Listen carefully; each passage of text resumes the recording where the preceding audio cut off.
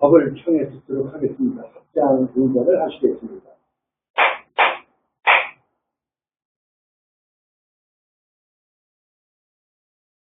안녕하십니까.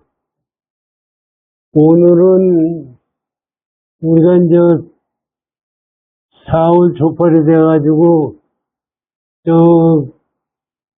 친구 두 분이 오셨잖아요. 한 분은 매년 4월 초팔에 오셔가지고 등값을 내는데 우리가 등을 안 다니니까 등을 사서 하나 드려야 되는 것 같은데 두 분이 이렇게 와 참석해 주신 게 저는 고맙죠, 뭐. 그래, 이제 오늘 우리가 불교 공부를 하는 거는 여태까지 우리가 공부하던 거 가지고 공부를 하게 되면은 부분이 좀 이해하시기가 힘드실 것 같아서 우리가 지금 공부하는 것이 뭐냐 하는 걸 말씀을 드리려고 합니다. 성화문니 부처님이 사실 요번에 여러분들은 어떻게 보시는지 몰라도 조왕이 돌아가셨잖아요.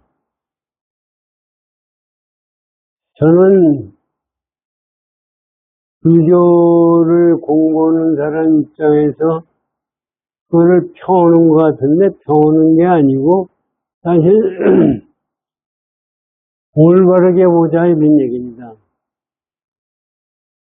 그쪽에서 교황을 시체를 우리가 이제 신문에 나는 것만 보면은 금속의 여자 아주 금속에 했대요. 근데 제가 보기에는 금속한 게 아니라 화려한 거죠. 그 이상 더 어떻게 화려한 거예요. 거기다가 더 뭐. 근데 사실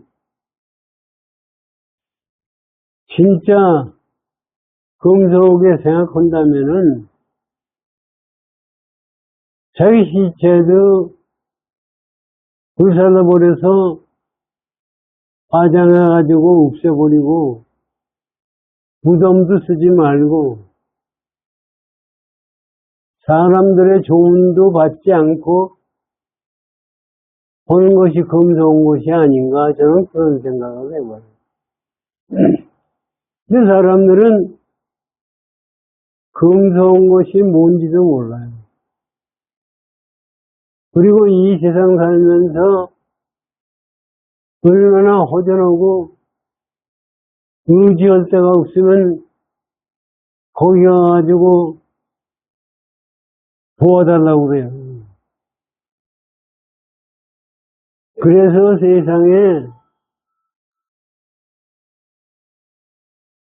그 양반들은 실제적으로 육체를 믿는 종교예요. 그러니까 시체도 그대로 훼손하지 않고 그걸 묻어요. 그게 무슨 놈의 시체 아무리 해봐야 그건 없어지게 되는 거예요. 그런데 그거를 보려고 근데 사실 교황 장례식 가서 봐서 뭐에 도움이 돼요? 자기 교황이 죽어서 장례식에 자기 참석했다는 자기 마음을 위로를 하는 것 뿐이죠. 우리나라의 교황이 방문해가지고 세월호에 죽은 부모들에게 뭐 세를 주고 했다는 얘기 신문에 나더라고요. 그래서 거기 어떤 사람은 그때 세례받고 세상에 허무하다가 거기서 삶맛을 느꼈다. 그 다음에 자기가 죽은 다음에 천당 가서 자기 애들을 만날 수 있을 것 같다. 뭐 이런 얘기 저런 얘기가 신문에 쭉 나오고 그러더라고요. 근데 우리는 세상을 살면서요, 제대로 볼 줄 모르고 세상을 살아요. 누가 진실된 사람인지 우리 인간끼리 만나도요, 누가 진실된 사람인지 누가 나쁜 사람인지 알지 못하고 세상을 살아요. 그러고서 거기다가 지가 그 사람은 진실된 사람이다, 그 사람은 나쁜 사람이다 하고 얘기를 해요. 제 마음에도 그렇게 먹어요. 근데 실제 마음을 들여다보면 그러냐 이게. 진짜 우리 마음이 지금 진짜 이 마음이 세상에 내가 태어난 지금 사람들은 옛날에도 우리 부모들 장독대에다가 정한수 떠놓고 기도를 했어요. 또 부뚜막에도 했고 아는 데가 없어요 사실. 그 얼마나 허전하고 기댈 데 없으면은 장독대에다가 청수를 갖다 놓고 기도를 합니까? 어디다 기도를 해야 되는지 모르는 거예요. 우리가 지금 하느님 하는데 하느님이 어디에 있는지도 모르는 거예요. 하느님이 본 사람도 없어요, 실제. 그런데 그걸 봤다고 그러니까 그게 진짜인 줄 아는 거예요. 자기는 본 것도 없어요. 우리 불교에도 부처님 하니까 부처님을 뭐 어떤 형상을 모셔야 부처님인 줄 알고 있어요. 그런데 인도 사회에서 그 당시에요. 종교가 한두 가지가 아니라 지금 우리나라에도 종교 무지 많잖아요. 그게 무지가 많은데 거기서 서가모니 부처님이 모든 종교를 다 섭렵하고 이거는 진리가 아니다 하고 설산에 가서 6년 동안 고행을 해서 진짜 진리를 깨달은 거예요.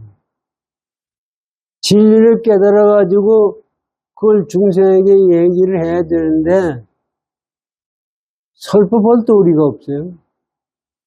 가르칠 도리가 없어요. 그러니까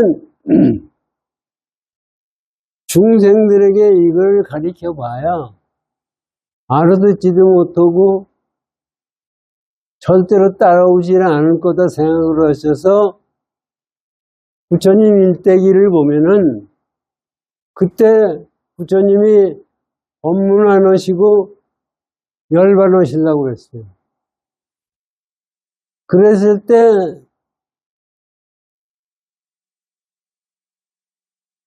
제석천왕이 와서 부처님한테 간청하는 겁니다.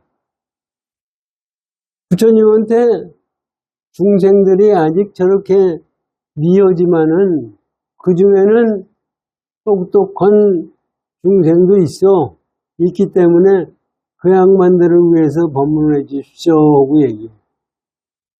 근데 우리 생각에는 그것이 제석천왕이라는 것은 그 당시에 이제 불교에서 얘기하는 것이 제석천왕인지 실제 인도에서 브라만교의 최고의 신을 얘기하는 거예요. 인도에서 자기네들이 최고의 신을 모시는 신이 부처님한테 와서 3번 저러고 법문해달라고 간청한다는 얘기가 나와요. 그게 실제적으로 있었느냐? 여러분들이 그게 있었느냐? 한번 생각해 보세요. 그것을 본 사람은 서가모니 부처님 혼자시고, 들은 사람도 서가모니 부처님 혼자예요. 그거를 그러면 왜 서가모니를 일대기에 그걸 썼느냐? 니들이 믿는 절대 신도, 불교 부처님 앞에서는 아무것도 아니다 하는 것을 가르쳐주기 위해서 그 얘기가 나와 있는 거예요. 그러고 그거를 듣고 부처님이 법문의식의 시작을 한 겁니다. 그래가지고 생긴 것이 팔만내장경이고 그런 거예요. 그래서 불교 우리 읽어봐요. 지금 반야신경을 읽었는데 두 분은 무슨 소리 하는지 하나도 모르셨을 거예요. 그 사실 글자는 한글이고 그런데 그 뜻을 알지 못하면은 그건 반야신경 읽어봐도 몰라요. 그런데 불교 신자라는 사람들도 반야신경 읽는 사람 무지하게 많아요. 전부예요. 그런데 그 뜻을 제대로 아는 사람은 몇 사람 없어요. 그거를 그냥 입으로만 하는 거예요. 이게 불교는 입으로 하는 종교가 아니라 깨달음의 종교입니다. 부처님이 깨닫고 나셔서 그 깨달음을 우리 중생에게 가르치셨고 그 중생들은 부처님의 깨달음대로 이 세상을 살라고 가르치셨어요. 그래서 경전을 공부하는데 그게 이제 우리들 생각에는 그것이 절대적이죠. 부처님이 열반하시고 그래서 불교에서는요, 부처님이 지금 교황은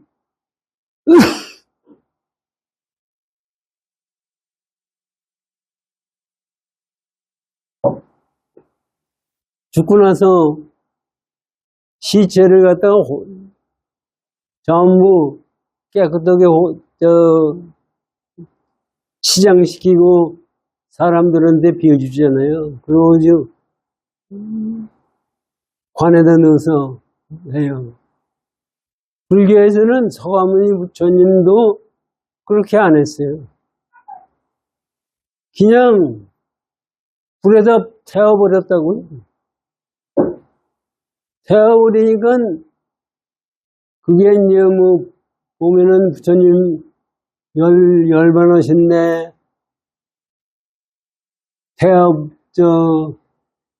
하니까 사리가 쏟아져 나왔어요.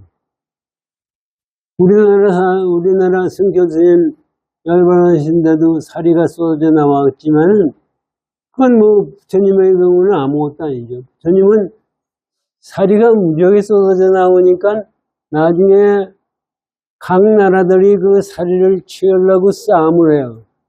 그래서 싸움하지 말라고 그래가지고 다 그걸 논하가던 사실이 있어요. 그 사실은 부처님이 돌아가고 나서 우리는 절에 가면 등신물 있잖아요. 나무로 부처님을 조각한 부처님이 있지 않나, 불로 만드는 거니 있지 않나, 뭐 하는 것이 있어서 등신불을 부처님이라고 우리는 생각해요. 그런데 부처님 당시에는요, 부처님을 모실 때 형상으로 모시지를 못했어요. 부처님을 어떻게 형상으로 모셔요? 부처가 뭔데? 그냥 부처님 2600년 전에 그 초창기 사람들이 불교를 제대로 공부한 거예요. 제대로 공부하는데 우리들은 형상이 있어야 뭘 믿거든요. 형상이 없는데 어떻게 부처님을 믿어요? 그러니까 부처님이 앉아있던 좌대만을 형상을 만들었어요. 좌대를 놓고서 거기 부처님이 없어요. 형상이 없어요. 그래가지고 얼마 동안 좌대만 모시고서 부처님이라고 생각하고 사람들이 부처님이 또 돌아가실 때 사리가 나왔으니까 사리가 모신 탑을 이게 부처님이다 생각을 해가지고 탑도를 오게 되고 좌대를 모신 데도 하고 그렇게 되는 거예요. 그런데 나중에 알렉산더 대왕이 인도 쳐들어와가지고 서양에 지금 이태리에 뭐 석상들 많잖아요. 신들. 그것을 영향을 받아가지고 그때 야, 저 사람들도 저렇게 신을 모시는데 우리도 부처님을 그렇게 신을 모시자. 그래서 형상을 모시는 거예요. 그래서 조창기 부처님은 이 서양 신의 모양과 비슷해요. 그러다가 이제 이것이 오면서 인도 사람이 인도의 형상으로. 지금 부처님의 형상을 갖다가 동남아 불교에서 모시는 부처님과 우리나라에서 모시는 부처님과 중국에서 모시는 나라마다 부처님 형상이 달라요. 어떤 게 맞는 거예요?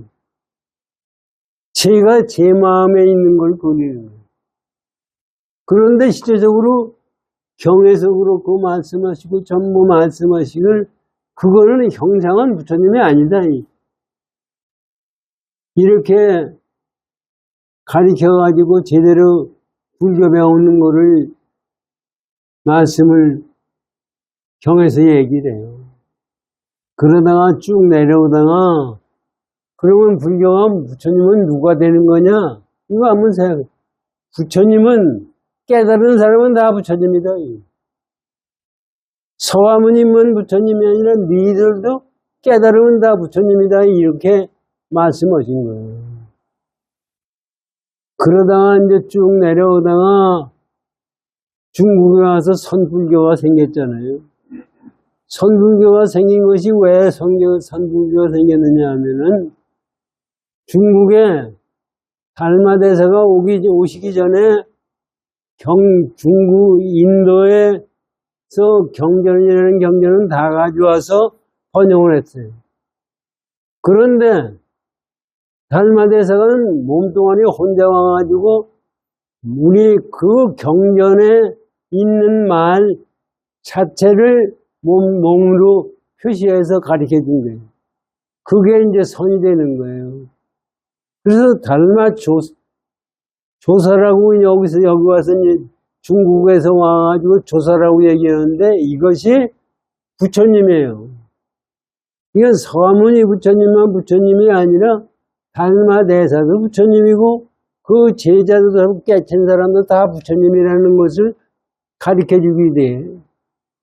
그렇게 내려오다가 우리나라에서 여기 우리가 지금 배우는 육조단경이라는 것이 이게 부처님이 아니라 이 인간, 우리 보통 사람이 깨달은 사람이 말씀하신 것을 경전이라고 이름을 붙인 것은 육조단경 뿐이에요. 지금 현재 불교가 동양사상의 최고로 하는데 거기서 선불교가 된 거는 이 육조단경 때문에 된 거예요. 그런데 이제 더 깊은 건 얘기하지 못한다 하더라도 육조단경에 계능이라는 사람이 깨달았어요. 깨달아서 그 양반이 제자들에게 얘기한 것을 쓴 것이 육조단경이에요. 그러면 계능은 어떤 사람이냐? 나무꾼에다가 일자무식이에요. 나무 해가지고 팔아먹고 살고 글자는 한자도 모르는 사람이에요. 그런데 어느 날 하루 나무를 팔아가지고 어느 집에 갖다 줬더니 저쪽에 갖다가 놔라. 그 나무를 갖다 놓고 오는데 비가 와가지고 처마 끝에서 비를 피했는데 그 안에서 어떤 사람이 경을 읽었어요. 금강경이라는 경을 읽었는데 거기서 경문구 하나를 듣고 깨달아요. 마땅히 문구가 뭐냐 하면은 응무소주 이생지심이라고 한문으로 되어 있는데 마땅히 뭐 마음에 머무는 바 없이 마음을 내라. 부처라는 게 뭐냐 하면 마음에 머무는 바 없이 마음을 내라 하는 예 경문구를 듣고 이 양반이 깨쳐요. 우리가 일반적으로 생각할 때 깨친 사람은 옷도 잘 입고 높은 벼슬도 있고 모든 사람이 존경할 것 같잖아요. 근데 나무꾼이에요. 나무꾼이 옷을 어떻게 입었어요? 나무 오는 사람이 옷을 잘 입어요? 옷을 잘 안 입죠. 그러다가 나무꾼인데다가 글자도 모르고 혼분이 깨쳤어요.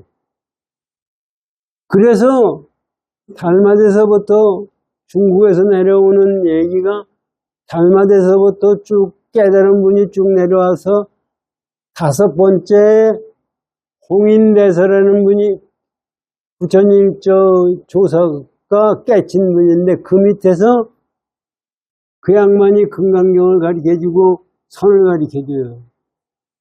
그 양반한테 가서 그 양반 제자들은 700명이나 되는 사람이 전부 모여서 공부를 하고 있고 그 양반들은 다 학자들이 공부를 글자도 다 잘 알아요. 그런데 거기 가가지고 그냥 그 오조 홍인대사하고 대담을 하는데 깨침을 얘기를 하거든요. 이게 불교의 근본입니다. 서가모니 부처님 계실 때도 출가를 하면은요, 이 세상에서 높고 낮고 유식하고 무식하고 관계없어요. 출가한 날서부터 불교에서는 그때부터 그때 불교의 생일날이에요. 그래서 출가를 언제 했느냐에 따라서 뒤에 온 사람은 앞에 출가한 사람이 형님이에요. 그 인도에서 서가모니 부처님 당시에 그 왕자들이니 이런 사람들이 부처님한테 감명받아서 출가한 사람이 많아요. 많았는데 어떻게 출가하다 보니까 제일 수두라, 제일 형편없는 지위에 있는 사람이 출가를 먼저 했어요. 서가모니 부처님이 그 다음에 출가한 왕자한테 그 사람한테 절을 시켜요. 그럼 절을 해요. 지금 우리가요, 이 얘기를 들으면 아무것도 아닌 것 같죠? 절대로 그렇지 않습니다. 대통령 어떤 놈이 바로 와가지고 자기 기사 노릇하고 신부를 오는 사람한테 절할 수 있어요?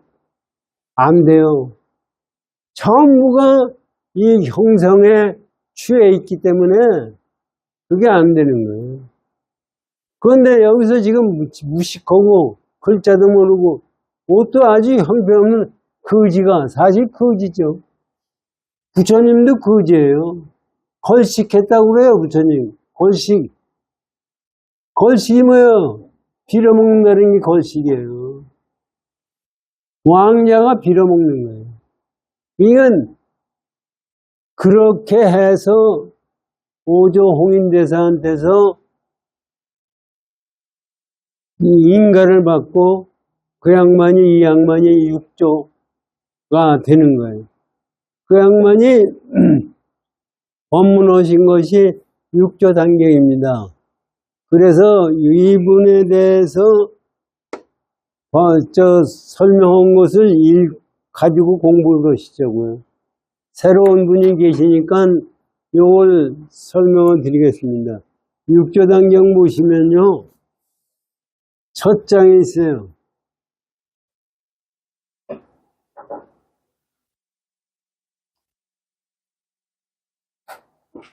육조당경이 첫 장을 이 책장 이 앞에 거를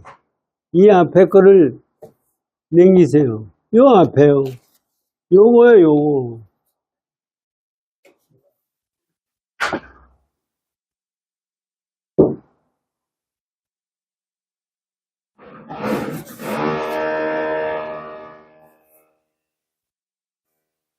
이게 이제 해능대사가 보신 말씀이거든요. 여기 보세요. 서기 638년 당태종 12년 정관 12년 2월 8일에 탄생했다. 이 해능대사가 세상에 나온 게 2월 8일에 탄생했다. 24세 때 금강경을 만나 개호하고 인전 나무꾼으로 가다가 금강경이 있는 소리를 듣고 응무소조 이생기심이라는 문구를 듣고서 깨달았다. 오조 홍인대사의 의법을 받아 오조 홍인대사의 가사와 발우를 받아 중국뿐 아니라 전 동양정신의 문화를 특색지을 선사상을 발흥시키고 서기 713년 8월 3일 세수 76세로 입적하였다. 이게 사실은 해능대사의 기록입니다. 이건 이 사람은 어떤 신화적인 존재로 있는 게 아니라 실제로 있었고 실제로 법문을 했고 실제로 중생을 제도했는 거예요.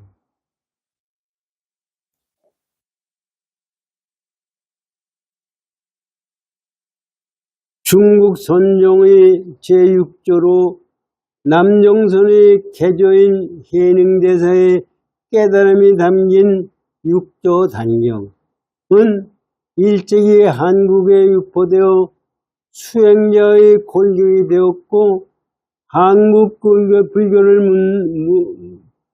묶는 성전의 구실을 해왔다. 이 책의 원래 명칭은 육조대사 법보단경이며 약칭하여 단경이라고 한다.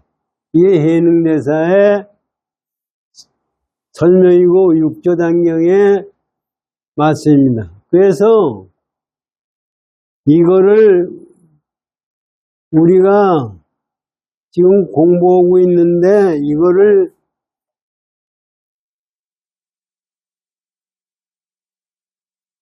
이게 이제 이 양반이 여기 앞에는 저 깨달음을 해가지고 내려오는 얘기가 쭉 나오고 있어요. 근데 깨닫고 나서 그것을 중세에게 법문을 하실 때까지 사실 육조해능대사가 나무꾼에다가 일자무식이가 뜨기 때문에 자기가 깨달았다고 그러면 이 세상 사람들이 믿을 사람이 하나도 없어요.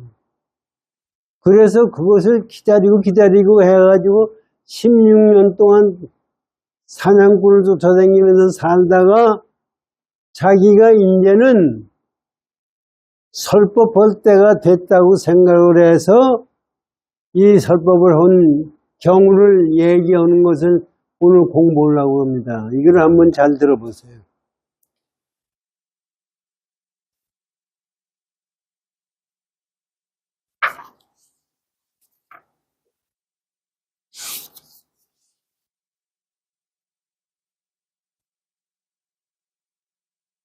이게 이제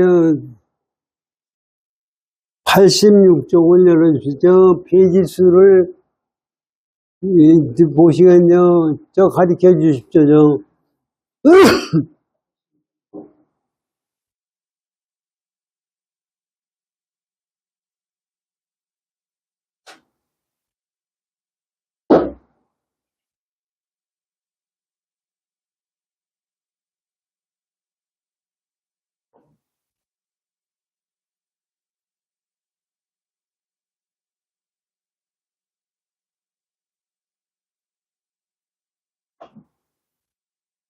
여기에 이거를 읽겠습니다. 내가라는 게 6조 해능대사 얘기입니다. 내가 뒤에 조국에 이르니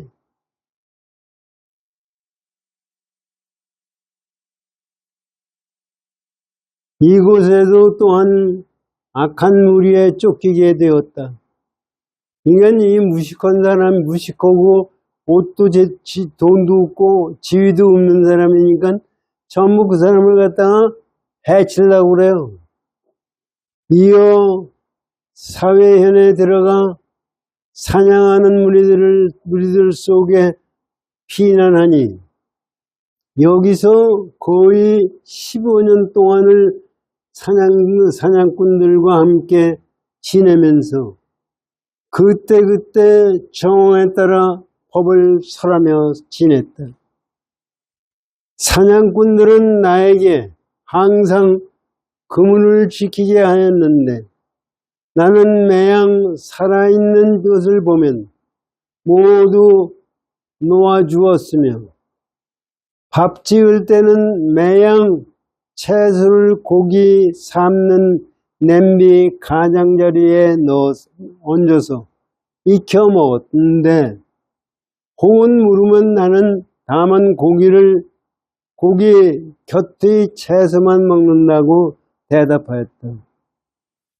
하루는 생각하니 때가 바로 마땅히 법을 필 때라 더 숨어 있을 것이 아니라고 드디어 산에서 나와 법을 핀다는 게 뭐냐 하면은요, 자기 깨달은 것을 법문으로 해서 중생들을 제도한다는 겁니다. 그래서 숨어 있지 않고 거기서 나와서 있을 것이 아니므로 드디어 산에서 나와 광주 법성사에 이르렀다. 마치 인종법사, 그 주지스님입니다. 인종법사가 열반경을 강의하는 중이었다. 그때 바람이 불어 깃발이 펄럭이는 것을 보고 한중은 말하기를 바람이 움직인다 하고 다른 한중은 깃발이 움직인다고 하며 의논이 끊이지 않는다. 이거 옛날에는 절에서 법회가 있을 때는요, 깃발을 높이 세웠어요. 그래서 절마다 깃발 세우는 것이 입구에 있어요. 사람한테 알리려면 뭘 알려야 되잖아요. 지금 같은 데는 뭐 인터넷이 있어가지고 어디만 그 당시에 그게 없으니까 깃발을 날려서 오늘 법회가 있다 하는 거예요. 그런데 대릉대사가 도착할 때 스님 둘이 싸움을 해요. 말싸움을 하는 거죠. 무슨 싸움을 하느냐? 깃발이 펄럭펄럭 하니까 우리는 그거 펄럭펄럭 하는 거 보고서 그냥 펄럭펄럭 하는다 생각을 하지 더 이상 생각을 안 하거든요. 이 불교를 배우는 사람들은 그것을 거저보지를 않아요. 그럼 저거를 깃발이 움직이는 거냐? 바람이 움직이는 거냐? 우리 한번 생각해 보세요. 깃발이 벌럭벌럭 거려요. 그러면 깃발이 움직이는 거예요? 바람이 움직이는 거예요? 우리는 그런 생각을 전혀 안 하고 세상을 살아요. 이 세상 살 때 내가 있는 원인이 뭐냐를 알아야 돼요. 내가 존재하는 것이 어떤 존재로 존재하느냐를 알아야 돼요. 우리가 부처님을 믿고 하느님을 믿고 절대자를 믿는 것은 뭐니? 내가 우선 내 근본이 뭐냐를 알아야 믿는 거예요. 그것도 모르면서 덮어놓으면 믿어봐야 그건 믿는 것도 아니고 아무것도 아니에요. 그러니까 지금 불교에서 너 자신을 알아라 그런 얘기거든요. 지금 구랍하고 어디고 지금 얘기가 명상법이 이 꿈을 부리고 있어요. 이 미국에서도 명상법. 그래서 조계종에서 선명상이라고 그래가지고 지금 그거를 얘기를 하고 있어요. 이 명상법이라는 것이 뭐냐 하면은 우리의 마음 근본자리를 아는 겁니다. 그런데 사실은 깃발이 움직이는 것이 내 마음하고 무슨 관계가 있어요? 여러분 생각해요. 깃발이 움직이고 바람이 움직이는 것이 내 마음하고 무슨 관계가 있어요? 그런데 둘이 그걸 가지고 싸움을 하니까 보세요. 요거 들어보세요.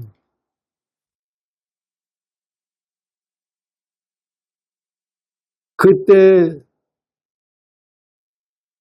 바람이 불어 깃발이 뻘럭이는 것을 보고 한중은 말하기를 바람이 움직인다고 하고 다른 한중은 깃발이 움직인다고 하며 의논이 끊이지 않았다. 그때 내가 나서서 말하기를 요게 아주 중요합니다. 그때 나가서 내가 말하기를 바람이 움직이는 것도 아니며 깃발이 움직이는 것도 아니라 당신의 마음이 움직이는 것이요 하였더니 모여있던 대중이 모두 놀랐다. 요거 한번 생각하십시오.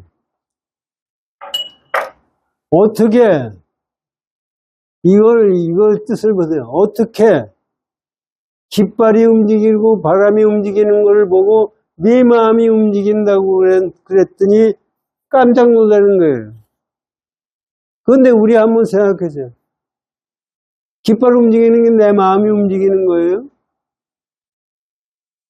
그런데 이 당시에 이거를 말씀한 거를 보면은 기가 막힌 거예요. 여러분도 생각하세요.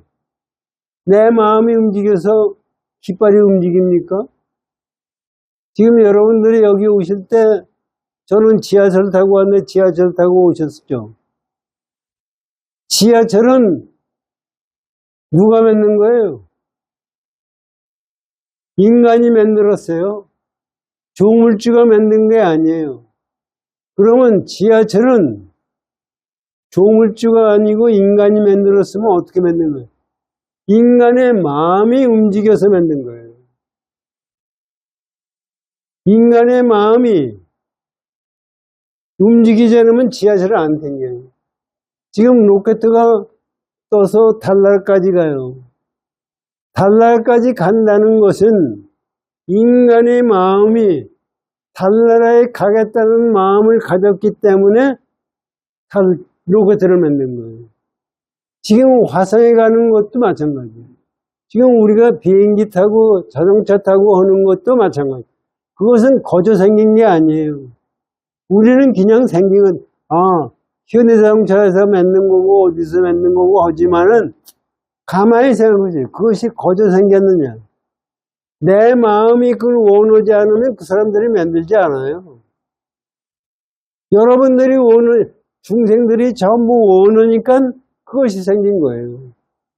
그러니까 이 세상에 열린 거는 전부 우리 마음이 움직여서 만들어진 거지 그냥 거저 생긴 것이 아니라는 얘기를 한 거예요. 이거를 우리가 깊이 알 때 내 그런 마음을 어떻게 쓰고 세상을 살아야 되느냐 하는 것을 알게 되는 거예요. 깨침이라는 게 뭐냐 하면은 사실 부처님이 이 세상에 태어나셨을 때 천상천하 유화독전이라고 그랬어요. 천상천하 유화독전이 뭐예요? 하늘과 땅 사이에서 나 혼자 최고다 이런 얘기입니다. 이게 무슨 얘기예요? 하늘과 땅 사이에서 유화독전은 나 혼자만이 존중스럽다는 얘기는 내가 우주의 주인이라는 얘기입니다. 우주라는 것은 이 우주도 거저 있는 게 아니라 내가 만드는 환상이에요. 이게 깃발이 움직인다, 바람이 움직인다, 이런 얘기를 하는 것은 이게 가만히 이 뜻을 가만히 보면은 그러면 바람이 움직이면 지구는 누가 만들었어요? 태양은 누가 만들었어요? 바람은 누가 만들었어요? 이런 것까지도 생각을 해야 돼요. 이것이 실제적으로 생긴 거는 내 마음이 만들어낸 거예요. 지금 와서 요새 세상에서 지금 우리들이 인공지능이 만들어졌다. 인공지능은 누가 만들었어요? 인공지능은 인간이 만들었어요. 아니, 바둑을 여태까지 인공지능이 나오기 전까지는 컴퓨터가 인간의 바둑 세계를 정복을 못한다고 그랬어요. 그런데 이세돌이라는 사람하고 우리나라에서 제일 잘 되는 이세돌이하고 컴퓨터하고 경쟁을 하는데 한 판 이기고 다 졌었어. 지금은 바둑 세계에 선생이 인공지능이고 사람들이 인공지능한테 바둑을 배우고 있어요. 그러면 그것이 그러면 생각하게, 그럼 인공지능이 그걸 아는 거냐? 인공지능을 만든 게 누구냐, 이게? 우리 인간이 만든.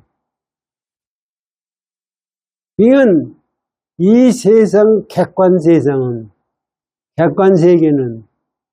전부 내가 만든 거지, 누가 만들어 준 것도 아니고, 절대 내가 만들어 준 것도 아니고, 나를 거길 데려가는 것도 아니잖아. 이거를 가만히 생각하면은, 살고 죽는 것도 누가 만드는 거냐? 내가 만드는 겁니다.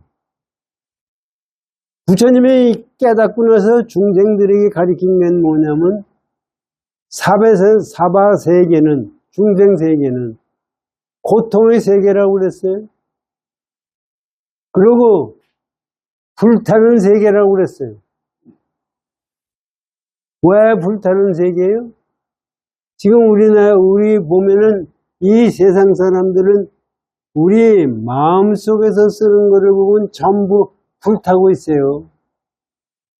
우리 눈으로 보고, 우리는 이 세상을 보는데 눈으로 보고, 귀로 듣고, 코로 냄새를 맡고, 입으로 맛을 보고, 촉감을 가지고 세상을 사는데, 이것도 이 깃발과 바람과 똑같은 거예요. 눈으로 보는데, 우리가 눈으로 세상을 봐야 객관 세계를 볼 수 있습니다. 그런데 눈으로 보는데, 눈으로 보는 것이 불타고 있어요. 내 마음에서 눈 속에서 보면은 불타는 게 뭐냐면, 나한테 좋은 거는 내가 찾게 취해야겠다고 하고, 나한테 싫은 건 난 버려야 되겠다고 해가지고, 벌써 객관 세계를 볼 때 싸움판이 벌어지는 거예요. 눈만 그런 게 아니라 귀로 듣는 것도 마찬가지예요. 내가 듣고 싶은 것이 듣고 싶고, 듣기 싫은 것은 듣기 싫은 거예요. 벌써 싸움판이 벌어지는 거예요. 실제 소리에는 나한테 좋고 나쁜 거가 없어요. 내가 그거를 어떻게 받아들이느냐에 따라서 달라지는 것 뿐이에요. 그런데 그거를 가지고 우리는 싫다 좋다는 생각이 되는 거예요. 지금 냄새를 맡는 것도 마찬가지입니다. 냄새 맡는 게요, 내 컨디션에 따라서 달라져요. 제가 암 걸리고 나서 음식을 내오는데요, 일반 식사 냄새가 냄새 맡기가 싫어져요. 자꾸 이상하게 되는 거예요. 그건 음식의 냄새가 내가 싫어진다고 해서 그것이 새로 생긴 겁니까? 애초서부터 냄새는 있었던 거예요. 그런데 내가 싫다, 좋다를 내가 만들어낸 거지 음식이 만들어낸 게 아니에요. 맛도 마찬가지예요. 맛도 음식 맛을 보니까 지가 암 걸리고 나서 밥을 먹으면 밥 맛이 없어져요. 그래가지고 자꾸 먹어하니 애들이 고기를 가져와서 먹이니까 고기를 먹으니까 그때 와서 고기 맛이 들더라고. 그래서 애들이 고기 사다 주고 해서 고기를 먹었는데 그것이 고기가 왜 나한테 맛이지? 맛이라는 게 우리 입맛이라는 것이 내 몸 컨디션에 따라서 다른 것뿐이에요. 좋다 나쁘다. 그래서 우리가 이건 싫어 버려. 그러니까 벌써 맛 속에서도 좋다 나쁘다 싸움이 벌어지는 거예요. 그 다음에 냄새도 그렇지 맛도 그렇지 촉감도 마찬가지예요. 우리 촉감이 절대적이 아니에요. 고슴도치는 전부가 가시가 돋아 있어요. 지들끼리라도 그것이 가시로 느껴져요? 지들은 그것이 가시로 안 느껴지기 때문에 고슴도치가 되는 거예요. 그래서 우리가 이 눈으로 보고 귀로 듣고 코로 냄새를 맡고 입으로 맛을 보고 촉감으로 세상을 보는 것이 우리 세상의 오관인데 이 오관 자체가 불타고 있는 거예요. 불탄다는 게 뭐예요? 싸움하니까 불타는 거죠. 그러기 때문에 전쟁이 계속해서 나는 거예요. 그러면 그거 없이 우리는 어떻게 사느냐? 이게 이제 바람과 깃발 가지고 생각하면은요, 절대로 그것이 생긴 것은 우리 마음의 근본자리가 만들어냈어요. 그래서 불교에서 불교 심리학에는 이게 지금 안이비서시 눈으로 보고 귀로 듣고 하는 것이 5가지 오관 아닙니까? 그게 오식이라고 그래요. 오식인데 5가지 식이 있어요. 우리 식을 보면은 우리가 안다 모른다 하는잖아요. 아는 식을 보면 눈으로 보는 안식이 있어요. 또 귀로 듣는 이식이 있어요. 코로 냄새를 맡는 식이 있어요. 전부 햇바닥 식이 있고 전부 이 식이 5가지 식이 우리 몸에서 마음에서 이것이 조합을 이루어서 이 세상에 있는 거예요. 그래서 이 다 오식을 갖다가 관장하는 5가지 식이 따로따로 있으니까 그것을 관장하는 식이 육식이에요. 우리가 보면은 식은 생각은요 그렇지 않은 것 같죠? 우리 지금 현재 현대과학에서 뇌과학도 여태까지 고등학교 때까지는 어떻게 생각했느냐 하면은 뇌의 세포는 자랄 때 태어날 때 뇌세포가 그대로 있다가 그걸 죽는다고 생각해요. 그런데 지금 와서 보니까 그게 아니에요. 그리고 뇌세포, 뇌 속에서도 기억력을 제작하는 거, 감정을 좋아하는 감정을 하는 뇌 부분이 달라요. 그래가지고 이 뇌에서 한마라고 해서 기억력을 저장하는 게 있어요. 그거를 잘라내면은 그 사람은 기억력이 다 없어지고 지금 얘기한 것도 없어지고 몰라요. 그래서 전부가 뇌도 어떤 하나로만 돼 있는 게 아니라 여러 가지 감정이 전부가 조절을 해가지고 돼 있어요. 이거 조절을 하는 것이 육식이에요. 육식이 있어서 육식에서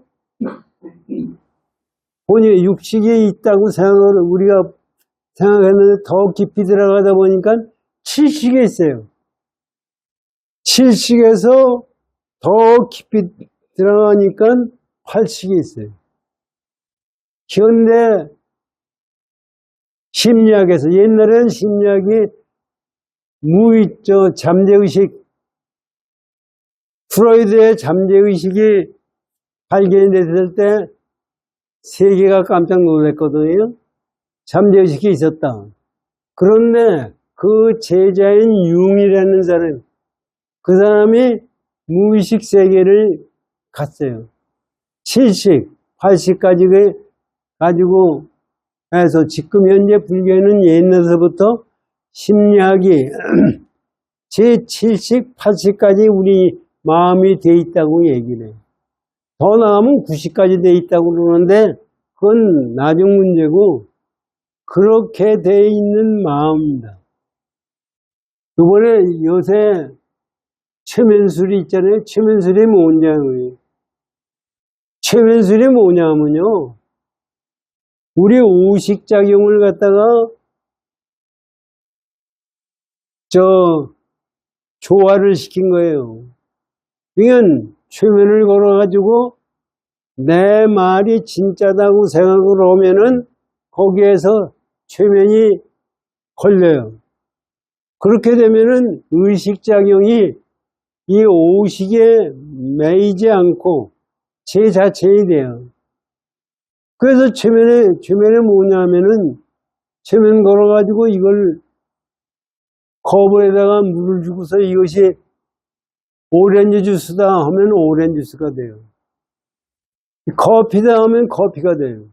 아니 이것이 변함이 없는데 왜 그렇게 되느냐? 내가 그렇게 만들어내기 때문에 그러네요. 그게 오식작용인데 그런데 현대 최면술라 해서 이 최면을 거다고 더 깊이 들어가다 보니까 육식작용은 돼요.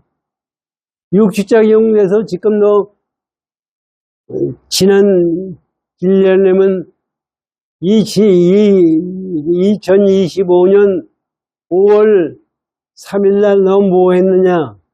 그러면 지가 그걸 얘기를 해요. 어저께 뭐 했느냐? 여러분들 어저께 뭐 한 거 알아요? 모르는데 이거를 시간을 갖다가 연영대행이라고 그래. 시간을 돌이키면서 얘기를 하니까 나중에 자기 죽은 현상을 얘기를 하는 거야. 죽고 나서 그 다음에 어디 갔느냐? 어디서 살았다 하는 얘기는. 연영대행을 가지고 보니까 전생의 문제가 얘기가 나오는 거예요. 그래가지고 얘기가 뭐 여러 가지 얘기가 지금도 많습니다. 옛날에 승천 스님 지가 뵐 때도 그 얘기, 연영대행 얘기를 승천 스님한테 들었고 저자도 책을 많이 봤는데 그런데 그것이 실제적으로 그 죽은 사람의 전생에 살았던 부모도 만나고 하는 얘기는 책으로 많이 나와요. 그런데 그것이 절대성이냐? 그것도 절대성이 아니에요. 이 전생이라는 것이 우리는 윤회를 한다고 그러잖아요. 윤회를 한다는 것이 불교에서 보면은 이것이 윤회가 인간이 만드는 환상이에요. 그래서 처음에는 최면을 걸어가지고 전생을 보면은 뭐가 된다고 그랬고, 경찰에서 도둑 잡는데 사람이 기억을 잊어버리잖아요. 그걸 최면 가지고 하는 것이, 그걸 지금도 쓰긴 쓴대요. 근데 그게 100% 맞지를 않아요. 그거 지가 만들어낸 거기 때문에. 근데 하여튼, 과거 거를 우리는 잊어버렸다고 그러지만은 우리 잠재의식 속에는 그것이 들어가 있어요. 그러니까 우리 잠재의식 속에 있는 것이 나한테 작용을 하는 거예요. 그래서 내 마음 속에 실제 깊이 들어가면 7식, 8식에서 있는 그게 이제 불교에서는 아레아식이라고 합니다. 그 아레아식이 이 세상을 만들어내는 겁니다. 이 세상 보세요.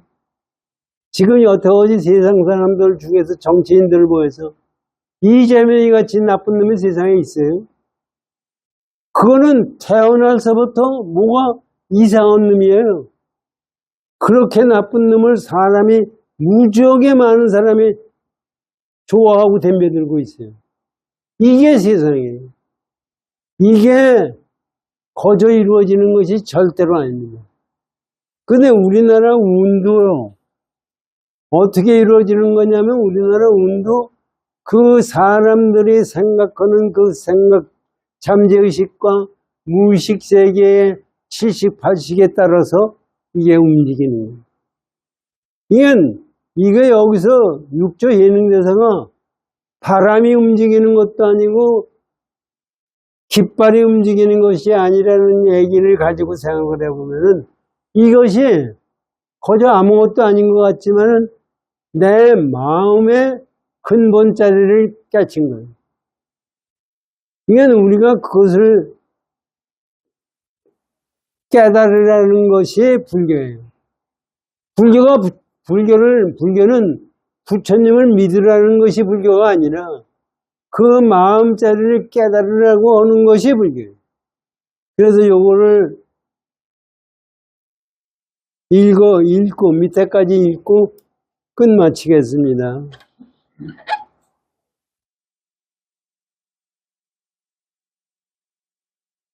이윽고 인종법성아 열반경에 강의하던 추지스님이에요. 나를 상속으로 맞아 깊은 뜻을 묻고 추궁하였다. 그의 사실은 이게 사실 이때 육조 해능대사가 사냥꾼 쫓아다니면서 입었던 옷이 뭐 거지 옷이죠 뭐예요. 그런데 이거 뭐 도를 깨친 사람 같으니까 그렇게 상성에 모시고서 물어보는 것입니다. 행자님은 정말 비상한 분이십니다. 행자라는 것은 스님이 되기 전 사람을 행자라고 그래요. 오래전서부터 황묘의 의법이 남쪽으로 내려왔다는 말을 듣고 있사온데 행장님이 바로 그분이 아니십니까? 오조 홍인대사부터 내려온 분이 아닙니까? 하고 물어요. 내가 그러하이다 하니 인종이 제자의 예를 갖추어 절을 하고 전례의 의발을 대중에게 내어 보이기를 청하고 다시 묻기를 황매에서 부처 가실 때의 가르침이 어떤 것이었습니까? 한다. 내가 대답하였다. 오조 홍인대사의 가르침이 뭡니까? 가르침이라는 건 없고 다만 견성만을 논할 뿐 선정해탈을 논하지 않았습니다. 이게 또 기가 막힌 얘기예요. 우리는 뭐 깨달으려고 그러면은 뭐가 있어야 되니? 요조 홍인대사는 다만 깨달으라고만 얘기했지 다른 건 없다 이겁니다. 우리가 지금 이 세상에서 불교가 된다는 거죠. 부처님이 된다는 깨달음이 불교예요. 깨달음이 부처예요. 이거를 우리가 믿어야 됩니다. 이거를 잘 수행하는 것이 불법이에요. 여기 지금 시간이 다 됐죠? 네.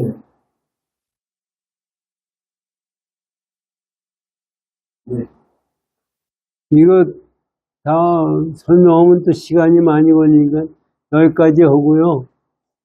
우리 두 친구분이 오셔가지고 이 법회를 이렇게 좋게 만들어 주셔서 고맙습니다. 제가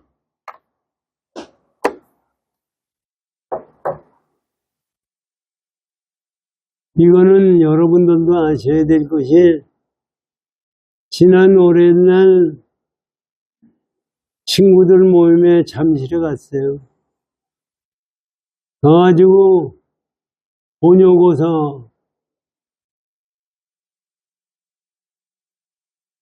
보고, 본요고사를 하면 두 분이 모르겠지만 홍일이 홍순철이를 내가 만나서 앞으로 나오지 원각해 나오지 말으라 그랬어요. 여기도 이제 나오지만은 그 양반은 우리 법회에 20년이고 얼마나 나왔을 거예요. 아무리 나와도 자기 마음을 고칠 생각을 안 해요. 그리고 얘기를 하면은 딴 얘기를 해요. 그래가지고 친구들이 뭐 얘기를 많이 하길래 내가 아무리 생각해도 그 양반은 우리 법회에 나올 필요가 없겠다고 생각해서 나오지 말라고 얘기를 했어요. 앞으로 안 나올 겁니다. 근데 세상 사람들이 실제 불교를 가르쳤으면은 다음은 불교를 이해를 못하더라도 불교에 이해하려고 노력을 하고 그대로 수행할 생각을 해야 되는데 그것을 전혀 안 해요. 그러면서 자기 얘기는 항상 맞는다고 생각해요. 그것이 그 사람만 그런 게 아니라 실제적으로 저 자신도 사실 엄밀히 생각하면 그와 똑같아요. 그런데 이 세상 살다가 얼마 있으면 갑니다. 갈 때 마음을 올바르게 생각할 때 세상이 제대로 열립니다. 죽음도 여기 지금 깃발이 움직이는가 바람이 움직이는가 마찬가지로 죽음과 삶도 우리가 만들어내요. 이거는 우리가 이제 육조당경 공부하시면서 더 깊이 생각하면 그것을 알게 됩니다. 그것을 열심히 정진해서 앞으로 부처님이 될 때까지 끊임없는 정진을 하십시오. 고맙습니다.